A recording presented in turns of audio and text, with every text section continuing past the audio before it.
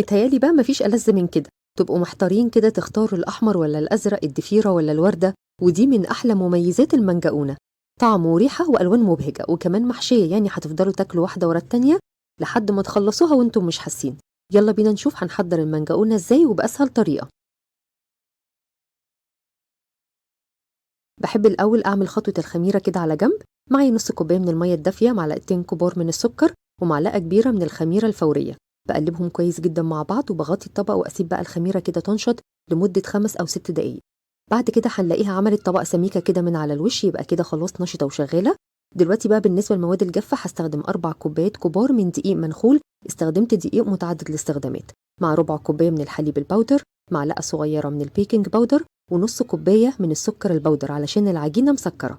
هنقلب المواد الجافة كويس جدا مع بعض، وبعد كده هنضيف حبتين من البيض بدرجة حرارة المطبخ، ولو الحجم كبير يبقى بيضة واحدة، معلقة صغيرة من الخل، و3 معالق كبار من الزبادي برضو تكون بدرجة حرارة المطبخ. هرجع أضيف كل كمية الخميرة. نبتدي بقى دلوقتي نلم العجينة بتاعتنا بمعلقتين كبار من المية الدافية أو الحليب الدافي. هضيف كمان نص كوباية من الزبدة الطرية جدا، ونقدر نستبدل الزبدة بالزيت زي ما انتوا عاوزين. نبتدي بقى دلوقتي نعجن مدة ما تقلش عن 8 أو 9 دقايق لحد ما العجينة تكون طرية جدا جدا معانا. شايفين بقى العجينة عاملة ازاي؟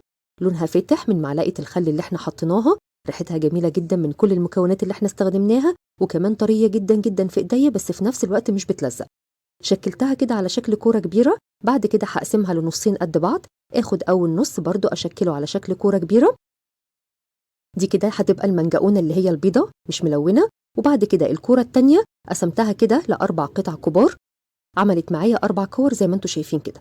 هجيب بقى طبق ادهنه بالزيت، احط فيه العجينة الكبيرة، ادهن وشها بالزيت واغطيها بستريتش راب.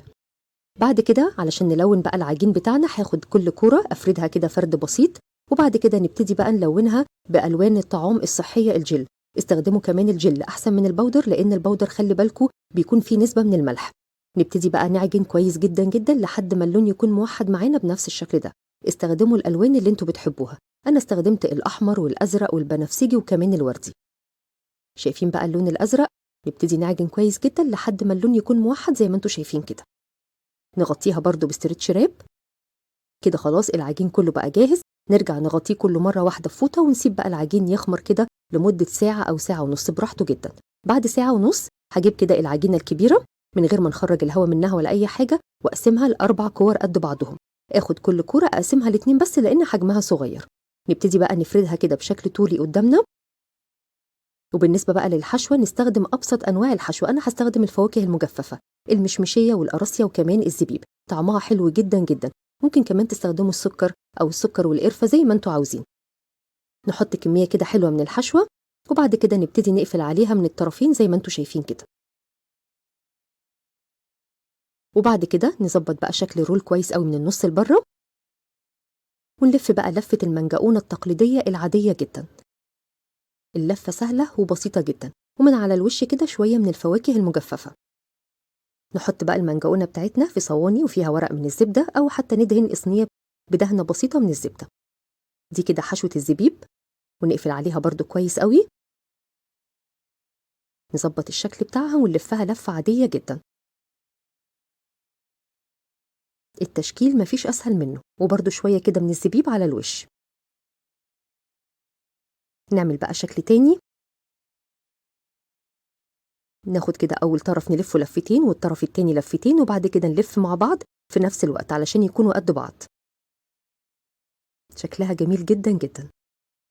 نعمل بقى الضفيرة، 3 أطراف كده قد بعضهم، ونلف ضفيرة كده عادية جدا، وبعد كده نلفها زي الإسورة بالظبط. الجزء بقى اللي احنا وصلناه مع بعضه دوت هنحط فيه قطعة كده صغيرة من العجين علشان الشكل في النهاية يكون حلو جدا.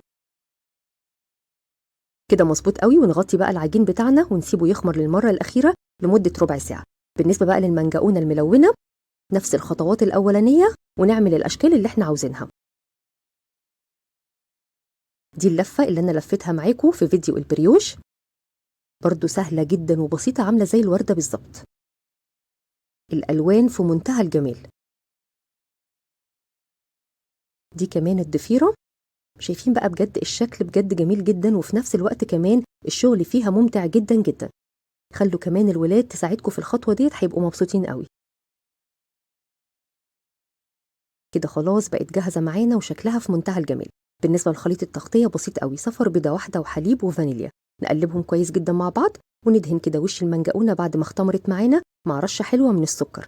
الصواني هتدخل الفرن درجة حرارة متوسطة لمدة كده ربع ساعة أو تلت ساعة بالكتير، وهتلاقوها جاهزة معاكم.